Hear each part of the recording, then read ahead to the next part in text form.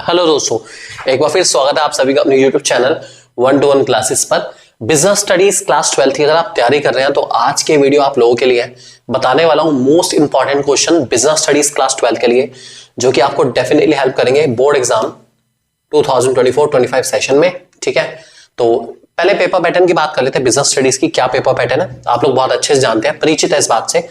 1 mark के 20 question आपके आने वाले हैं, जिसमें आपके एमसीक्यू, ठीक है, असर्शन रीजन बेस्ड क्वेश्चन, ठीक है, और true false, fill in the blank वगैरह ये सब आपके रह सकते हैं। ठीक है, 3 मार्क के 4 क्वेश्चन, 4 मार्क के 6 क्वेश्चन, 6 मार्क के 4 क्वेश्चन। ठीक है, सबसे पहले एक डाउट आपका क्लियर कर दूं जो कि आपके माइंड में सबसे ज्यादा रहता है बिजनेस स्टडीज में, कि सर सुना है बिजनेस स्टडीज में बहुत सारी केस स्टडी आती है। पिछले 1-2 साल से बोर्ड ने केस स्टडीज की वेटेज को कम करा है, कंपैरेटिवली कम करा है। जहां आज से 3-4 साल पहले तक 30 मार्क के डायरेक्ट क्वेश्चन, 50 मार्क की केस स्टडी थी, कुछ 1-2 साल से 40-40 का डिस्ट्रीब्यूशन था, और लास्ट ईयर जो एग्जाम हुआ है उसमें तो थोड़ा सा और आगे बढ़ गया ये डिस्ट्रीब्यूशन। अराउंड हमारे पास 35 से 37 मार्क्स की केस स्टडी थी, और बाकी रिमेनिंग 80 में से हमारा पोर्शन जो था वो डायरेक्ट क्वेश्चन का था।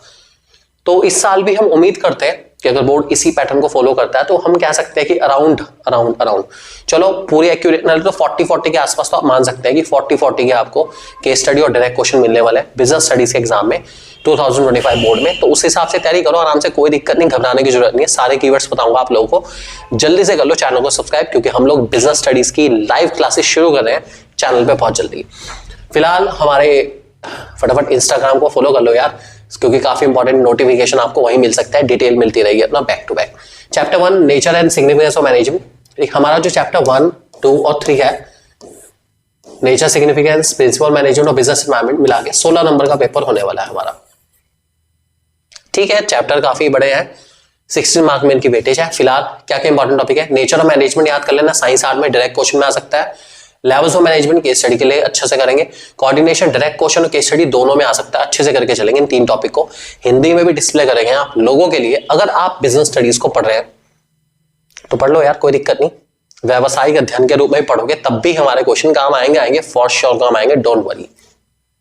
चलिए, सेकंड चैप्टर प्रिंसिपल मैनेजमेंट क्या आने वाला है, फ्यूल के प्रिंसिपल, टेक्निक्स और इंपॉर्टेंस ऑफ प्रिंसिपल। ये तो डायरेक्ट क्वेश्चन में आता है, ठीक है, ये डायरेक्ट में आएगा, इसके ऊपर केस स्टडी नहीं आएगी, ये केस स्टडी में आएगा। ठीक है, और टेक्निक पर भी केस स्टडी आ सकती है। लास्ट ईयर वैसे ही डायरेक्ट क्वेश्चन में भी आ रखे हैं। इजी है ना, मतलब क्योंकि ये चैप्टर जो है उन चैप्टर्स में से है जिसको बच्चा बहुत अच्छे से करके चलता है। तो बोर्ड ने पासिंग परसेंटेज बढ़ाने के लिए, मतलब कमाल की बात है, पिछले साल का पेपर बिजनेस स्टडीज का 1 ऑफ द इजीएस्ट पेपर था, उसके बाद भी बच्चा बिजनेस स्टडीज में फेल हुआ है। तो बोर्ड को इस बात का पता है, इसलिए वो डायरेक्ट क्वेश्चंस की वेटेज को थोड़ा थोड़ा बढ़ा रहा है, ताकि बच्चा एटलीस्ट कम से कम अटेम्प्ट करके पासिंग मार्क्स ऑप्ट कर पाए इजिली। तो उम्मीद करते हैं कि डायरेक्ट क्वेश्चन में भी आपको मिल सकते हैं। ये लास्ट ईयर डायरेक्ट क्वेश्चन में आ रखे हैं, आप देख सकते हैं पेपर पिछले साल वाला। बिजनेस एनवायरनमेंट डायमेंशन के ऊपर केस स्टडी आती है, इस साल भी रिपीट होगी, चांस है पूरे आने के।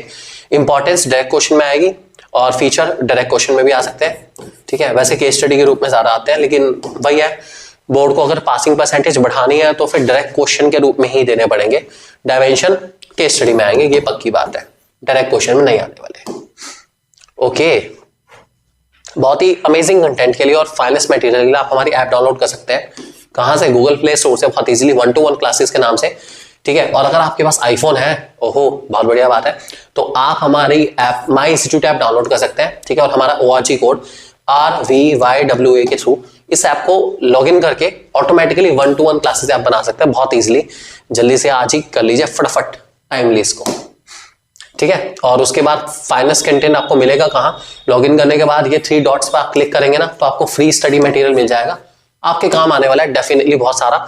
कुछ पेड मटेरियल भी है, लेकिन फ्री भी काफी कुछ है, डोंट वरी, आप वहां से भी एडवांटेज ले सकते हो, और इसकी PDF भी आपको वहीं पर मिल जाएगी, वहां से भी आपको फायदा हो सकता है।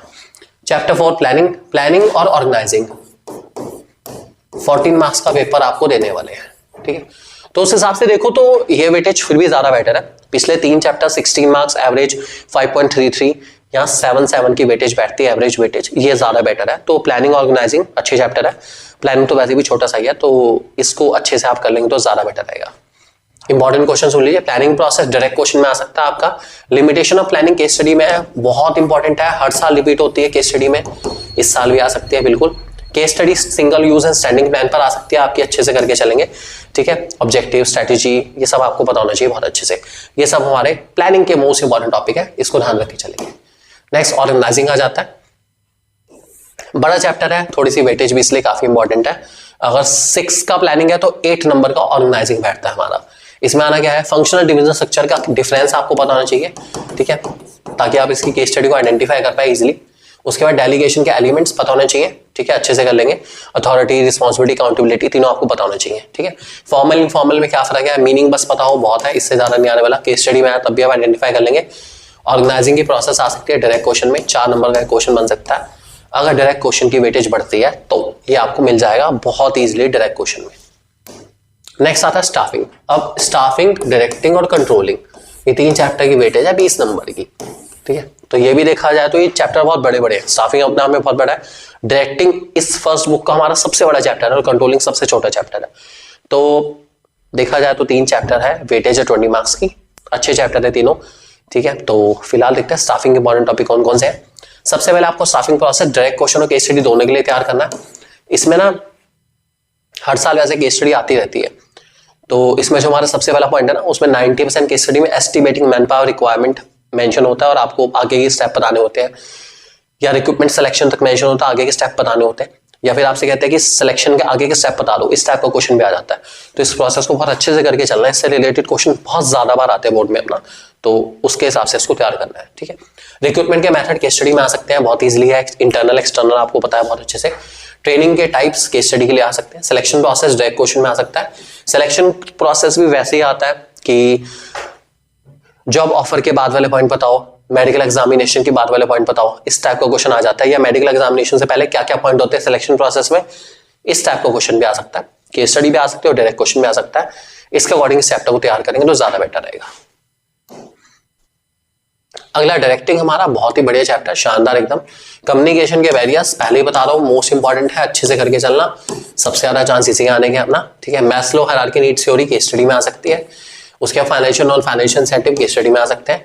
लीडरशिप के स्टाइल केस स्टडी में आ सकते हैं, ठीक है। इस चैप्टर में जो डायरेक्ट क्वेश्चन आने के चांस है वो इंपॉर्टेंस है डायरेक्टिंग की, ठीक है। लास्ट ईयर भी importance of directing direct question में आई हुई थी, आ सकती है बिल्कुल अपना।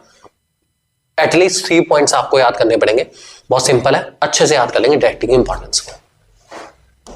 Controlling, oh my God, controlling के आने से पहले ही देख लेते हैं यार, बिजनेस स्टडीज क्लास 12 के लिए 80 आउट ऑफ 80 स्कोर करने के लिए हमारी ऐप पर एक बहुत अमेजिंग कोर्स अवेलेबल है। जल्दी से भाई जाके देखो, बेस्ट एक्सप्लेनेशन लर्न करने के लिए नोट्स भी है, केस स्टडी भी, सैम्पल पेपर, सब कुछ है एक ही कोर्स के अंदर, सब कुछ है। जल्दी से जाओ, अपना बनाओ इस कोर्स को। कंट्रोलिंग चैप्टर की बात करूं तो सबसे पहले प्लानिंग कंट्रोलिंग का रिलेशन डायरेक्ट क्वेश्चन में आ सकता है, कंट्रोलिंग की प्रोसेस केस स्टडी में आ सकती है, ठीक है। इसमें एनालाइजिंग डेविएशन वाला पॉइंट बहुत अच्छे से करके चलना, ठीक है। उसके रिलेटेड क्वेश्चन में केस स्टडी भी रह सकते हैं, एनालाइजिंग डेविएशन भी, ठीक है। उसमें जो क्रिटिकल पॉइंट कंट्रोल और मैनेजमेंट एक्सेप्शन है, दोनों इंपॉर्टेंट है, अच्छे से करके चलेंगे। पार्ट बी हमारी 30 मार्क्स की बुक है, आपको पता है ऑलरेडी, ठीक है। फाइनेंशियल मैनेजमेंट, फाइनेंशियल मार्केट, मतलब एफएम एंड एफएम 15 मार्क्स का पेपर आपको देने वाले हैं, ठीक है। इंपॉर्टेंस सुन लीजिए क्या क्या है, क्योंकि ये चैप्टर बहुत टफ चैप्टर में से है। बच्चे इन चैप्टर्स को वैसे बहुत ज्यादा छोड़ के भी जाते हैं। फिलहाल इंपॉर्टेंट टॉपिक भी कर लोगे तब भी काम चल जाएगा। ऑब्जेक्टिव फाइनेंशियल मैनेजमेंट के कौन कौन से हैं, इन्वेस्टमेंट, फाइनेंसिंग, डिविडेंड, तीनों का डिसीजन आपको मीनिंग पता होना चाहिए केस स्टडी के लिए, और काफी ज्यादा बार आता है, ठीक है। ट्रेडिंग और इक्विटी वाला कंसेप्ट अगर कर लेंगे तो बहुत बेटर रहेगा, आ सकता है अपना।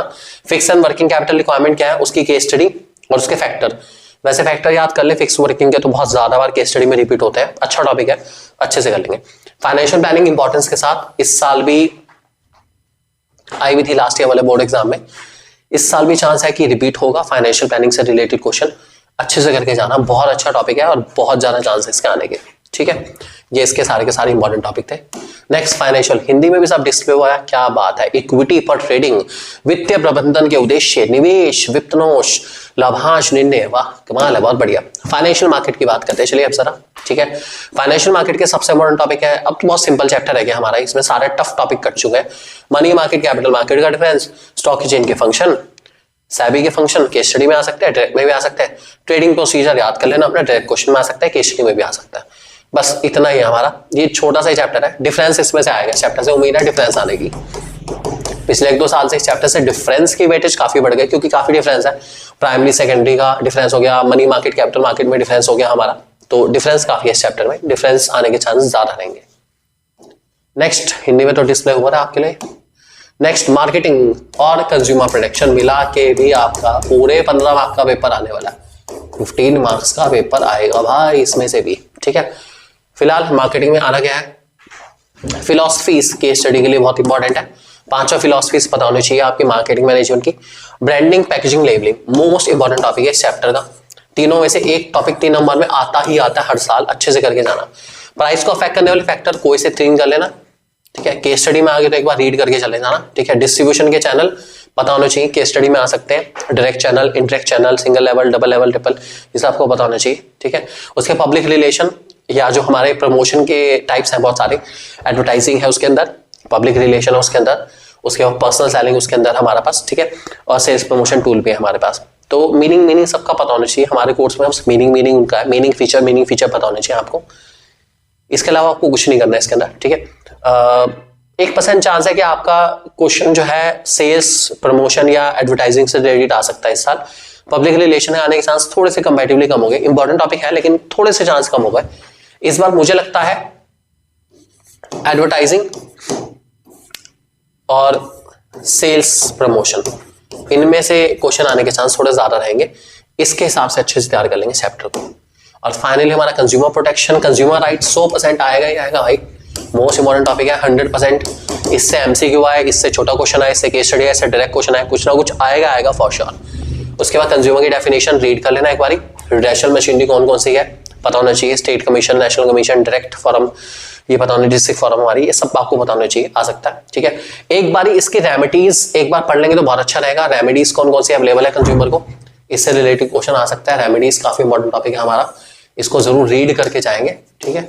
और इसके अलावा एक हमारी role of consumer organisation and NGO, ठीक है, बहुत सिंपल सा है, एनी 4 रोल रीड कर लेंगे जरूर याद से। ये रीड करने वाले मैंने इसलिए बताया क्योंकि मैं नहीं चाहता कि हमारे बच्चों का पेपर खराब हो, बोर्ड एग्जाम की बात है यार, अच्छे से अच्छा हो।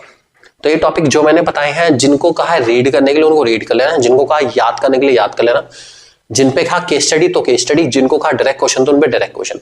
अगर आप इसके हिसाब से तैयारी करेंगे बिजनेस स्टडीज को, तो मुझे पूरा विश्वास है आपका पेपर बहुत अच्छा होने वाला है फॉर श्योर अपना। और जल्दी से हमारे चैनल के साथ जुड़ जाइए, क्योंकि हम लोग बिजनेस स्टडीज की बहुत अमेजिंग लाइव क्लासेस लेकर आने वाले हैं सिर्फ आप लोगों के लिए, ताकि आपकी तैयारी को बेहतर से बना पाए बेहतर। Thank you very much and God bless you.